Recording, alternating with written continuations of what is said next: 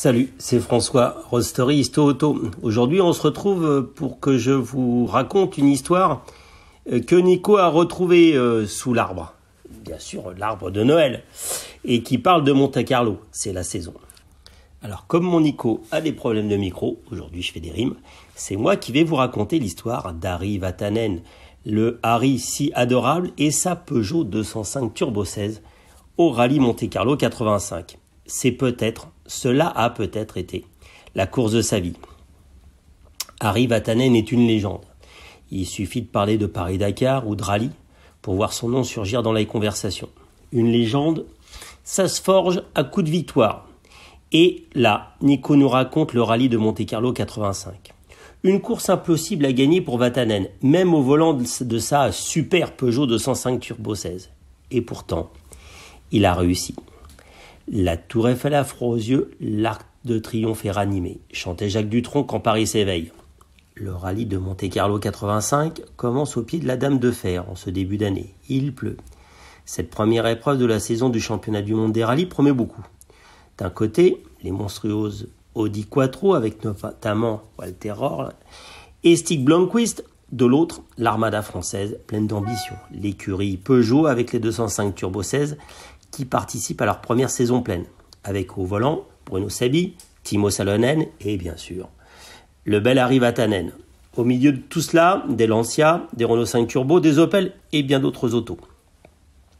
Harry est sous la tour Eiffel, il se plie volontiers à la meute de chasseurs d'autographes. Déjà à l'époque, toujours ouvert, toujours souriant, toujours disponible. Mais il n'est pas franchement détendu. Il fait froid, il pleut, il est fatigué, la journée qui s'annonce ne l'enchante guère. À cette époque, le jour 1 et la nuit suivante sont consacrés à une étape dite de concentration, qui consiste à rejoindre le sud de la France en une liaison. 900 km pour traverser la France sur route ouverte, avec les risques que cela comporte et la certitude d'arriver fatigué au départ de la compétition. Impossible à imaginer aujourd'hui, mais c'était le cas à l'époque. D'ailleurs, les parcours étaient beaucoup plus longs que les spéciales des WRC modernes. Mais ce qui s'agrine surtout Harry, c'est la pression de la compétition, comme si la tour Eiffel tout entière reposait sur ses épaules.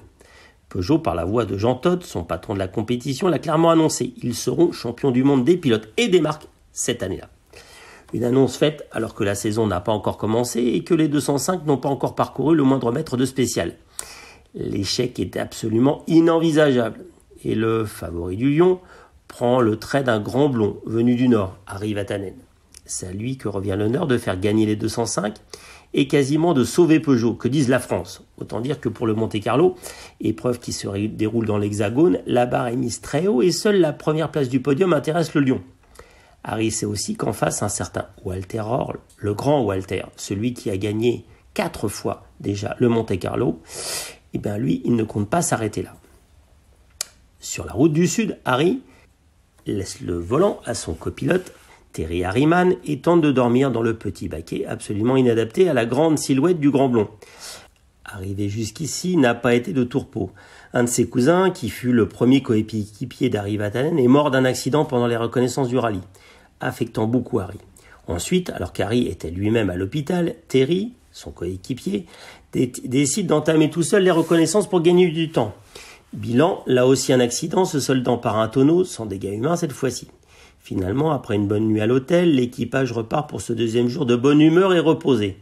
Enfin jusqu'au petit déjeuner, où un membre de l'assistance Peugeot vient informer l'équipage que leurs casques ont été oubliés à Paris. C'est ce qui arrive quand tout le monde pense que quelqu'un d'autre va s'en occuper.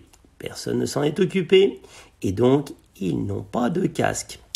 Harry rentre dans une colère noire, comme rarement dans sa carrière. Et c'est rare car plutôt le Harry est souriant et de bonne humeur et jovial. Il expliquera plus tard qu'il ne s'agissait pas d'un caprice, mais bien d'une vraie inquiétude. À ce niveau de compétition et de risque encouru, chaque détail a son importance. Le casque, s'il peut apparaître comme un détail, il est au contraire une pièce maîtresse de l'équipement d'un rallyman. En effet, impossible de communiquer à l'intérieur d'une groupe B sans système de radio. Chaque équipier dispose d'un micro et d'écouteurs dans le casque et la hantise de beaucoup de pilotes est la coupure de communication avec le copilote. Cette anecdote, rapidement réglée par l'utilisation de casques de secours, illustre à quel point tout le monde est sous pression à quelques heures du départ de la première épreuve chronométrée du Monte-Carlo. Dunière, petite bourgade d'Haute-Loire, est le vrai point de départ de cette 53e édition du Monte-Carlo. Le paisible bourg s'est transformé en stade géant, où les pilotes casqués et harnachés dans les baquets font figure de gladiateurs. Le public a répondu présent et c'est même toute la France qui vibre au rythme du rallye puisque TF1 retransmet en direct cette première spéciale avec Jean-Louis Moncé et Yves Géminès au micro et aux commentaires.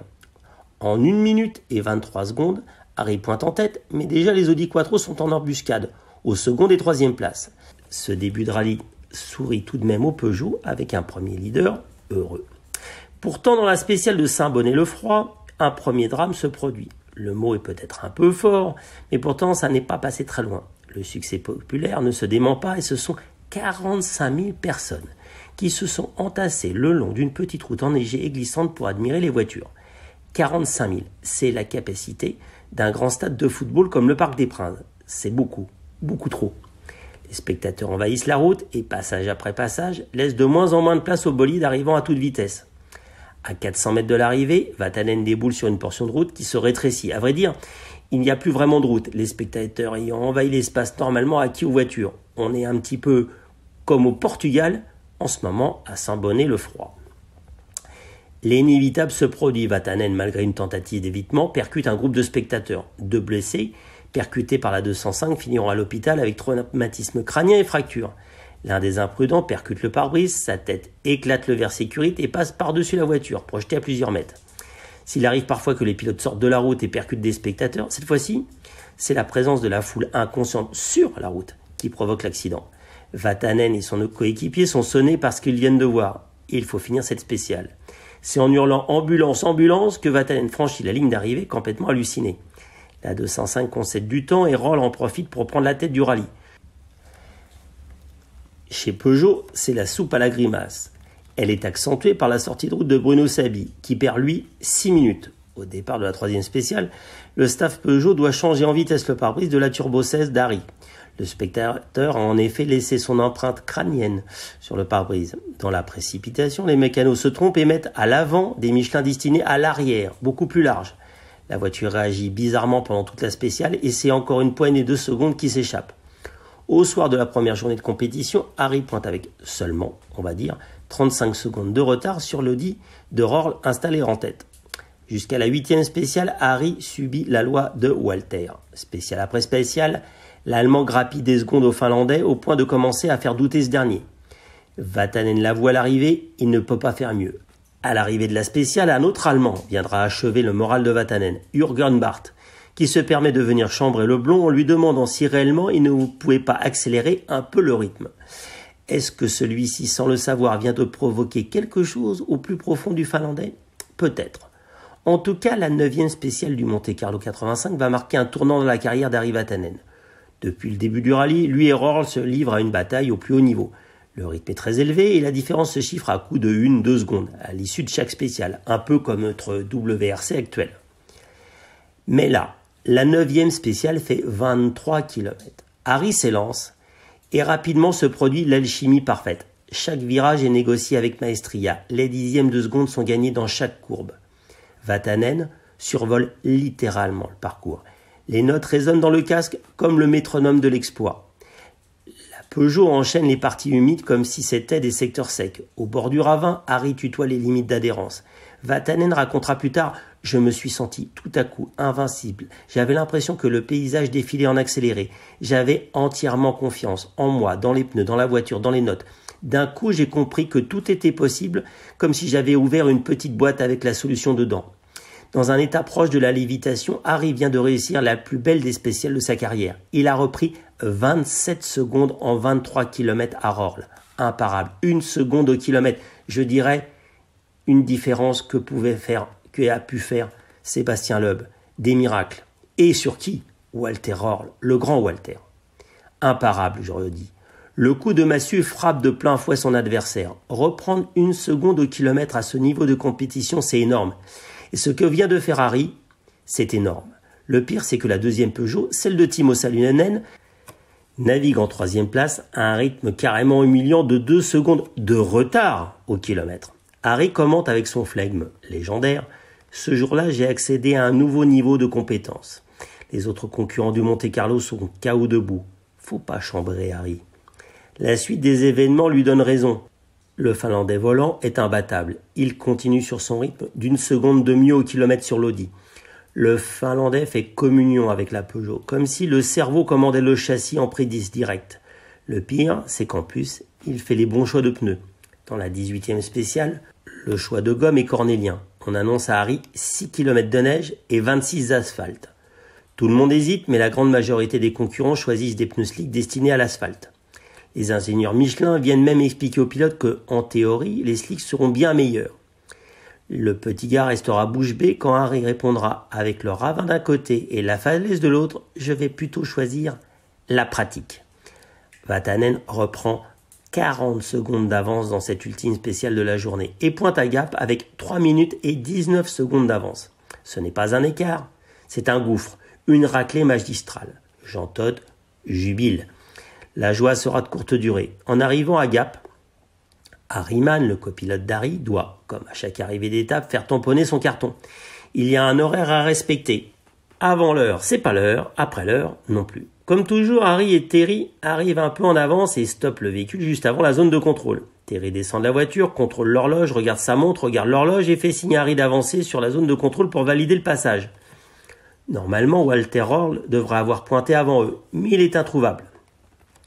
En remontant dans la 205, Harry lance à son navigateur « Il a dû arriver quelque chose à Walter. Avec ce qu'il va prendre comme pénalité, on aura une telle avance que tu vas pouvoir conduire jusqu'à l'arrivée. » Le fou rire des deux compères laisse soudain place au doute. Le visage de Harriman devient blême. Il se prend le visage dans les mains. Il vient de réagir. Si Röhrl n'est pas arrivé, c'est tout simplement parce qu'il n'est pas encore à l'heure de pointer. Harriman vient de commettre une immense erreur. En pointant 4 minutes trop tôt au contrôle de passage, il vient d'infliger bien malgré lui 8 minutes de pénalité à son équipage. Comment est-ce possible de faire une erreur sur l'horaire ? En temps normal, le départ des étapes en début de journée se fait 3 minutes après le coup de tampon, invariablement. Or, ce matin-là, exceptionnellement, à cause du public qui obstruait le départ de l'étape, le départ de l'équipage s'est fait 7 minutes après le coup de tampon. En arrivant le soir, fidèle à ses automatismes, Terry oublia ces 4 minutes de décalage. Sur le chemin vers l'hôtel, Harry se promet de ne pas pourrir son ami, puis éclate. Il engueule son équipier comme jamais, allant jusqu'à lui rappeler que s'il n'avait pas lui-même négocié auprès de Peugeot un super contrat, celui-ci n'aurait pas la même vie. Dans le hall de l'hôtel, Jean Todt, qui s'apprêtait à embrasser chaleureusement son équipage fétiche, n'en croit pas ses oreilles. L'ancien copilote devenu patron de Peugeot Sport ne peut pas y croire. Ils ont commis une erreur de débutant. Le rallye est évidemment perdu avec un retard se portant à 4 minutes et 22 secondes. Concrètement, ça ne vient à l'idée de personne d'imaginer Harry combler le gouffre, le séparant de la première place. Envisager la possibilité de voir Harry revenir au classement est totalement impossible. La probabilité chez un bookmaker anglais tiendrait du 1000 contre 1, tout simplement parce que ce n'est jamais arrivé à personne de reprendre à la régulière, ou non, 4 minutes et 22 secondes dans un rallye comme celui-ci, a fortiori contre un multiple vainqueur comme Röhrl. On se bat à coups de seconde, la minute étant une toute autre échelle de valeur. Dans sa chambre d'hôtel, Harry se pose sur le lit, réfléchit et prend 2 décisions. Il appelle Rita, sa femme. Celle-ci se trouve à Londres. Ce n'est un secret pour personne, Harry est très amoureux de sa femme et ce soir il a besoin d'elle. Il lui demande de prendre le premier vol pour Nice afin de pouvoir la voir le lendemain. Il a besoin de son soutien précieux. Rita, très inquiète depuis le début du rallye à cause des problèmes de dos de son mari, puis de l'accident avec les spectateurs, ne se fait pas prier et vole au secours de son mari. Il frappe à la porte de la chambre de son équipier. Celui-ci a commis une énorme erreur, mais plus que jamais, il a besoin d'établir un lien de confiance entre eux. Comment Terry pourrait-il se concentrer après une pareille erreur ? Comment pourrait-il travailler sereinement après ce qu'ils se sont dit ce soir ? Harry rassure son coéquipier, s'excuse et lui demande de se reposer. Il se sépare sur ces mots d'Harry. « Concentre-toi sur les notes, c'est maintenant qu'on va foncer. » Contre l'instinct de survie, Harry va se faire peur. La folle course à l'abîme commence pour le pilote Peugeot. Harry ose une nouvelle fois un choix de pneus décalé et reprend 20 secondes dans la première spéciale du matin. Au prix d'énormes risques et de frictions, parcourant la colonne vertébrale des 2 Peugeot Boys, l'écart se réduit toute la matinée. Contre l'instinct de survie par moment, Vatanen retarde tous ses freinages. Il ne calcule rien. Il sait qu'il va plus vite que Röhrl et c'est tout ce qui l'intéresse. Dans la voiture, entre deux notes, Harry contrôle que tout va bien pour Terry. Ils communiquent par des pouces levés. Tout va bien. Ils se font peur, mais tout va bien. Malgré 100 chevaux de moins pour la Peugeot, Vatanen, grâce à des choix décalés et une attaque maximum, voit son écart passer de 4 minutes 22 secondes à 1 minute 57 secondes à l'arrivée à Monaco. Un vrai miracle. Mais l'absence de neige annoncée sur les prochaines spéciales devrait empêcher Harry de reproduire l'exploit le lendemain. Pour tous les observateurs, tout est toujours perdu, même si on salue la volonté de se battre du Finlandais. Seule sa femme semble croire à une remontée du Finlandais. Les spéciales s'enchaînent avec invariablement des victoires de Vatanen, des secondes à grappiller, jusqu'à la spéciale du col de Saint-Raphaël. Sur la ligne de départ, Harry est tendu.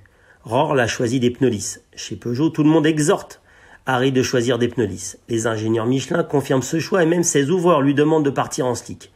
Depuis le début du rallye, Harry a choisi ses pneus avec une belle réussite. Il commence même à se dire qu'il a une belle intuition. Sa seule erreur de pneus depuis le départ, c'est la faute de Peugeot qui l'obligea à choisir des slicks dans une spéciale finalement atomisée par sa bille avec des slicks retaillés. Harry à la baraka, il le sait.